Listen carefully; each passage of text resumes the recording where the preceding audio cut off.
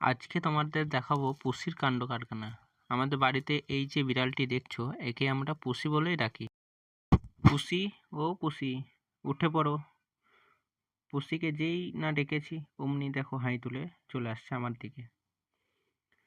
মশারি খুলতেই পুসি ঢুকে পড়লো মশারির ভিতর।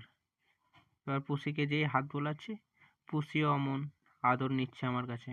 আর পুসি তো একভাবে থাকবে না, পুসিকে আমি জোর করে ধরছি। তাই পুসিকে না ধরলে পুসি এদিক ওদিক করে চারপাশ ঘুরবে। এমনিতে পুসি কিন্তু খুব ভালো, মানে কোনো আঁচড় দেয় না, কামড়ায় না। তো গত রাত্রে কি হয়েছে, গত রাত্রে আমি ঘর খুলে গত রাত্রে আমি ঘর খুলেই শুয়েছিলাম, ঠিক আছে। তারপরে অনেক রাত্রে দেখি আমার পায়ের উপরে কি যেন আছে, ভারী লাগছে। তারপরে দেখি পুসি আমার উপরে শুয়ে আছে, পায়ের উপরে। কিন্তু আমি ওইভাবেই রেখেছিলাম, কিছু ওকে কোনোভাবেই তাড়াইনি, ঠিক আছে। যে সকালবেলায় দেখলা, তোমাদেরকে দেখালাম। তো ভিডিওটি আর বড় করব না।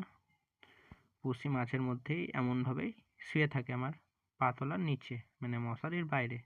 কারণ বিড়ালকে খুব একটা ঘাঁটাঘাঁটি করা উচিত না, তাই না?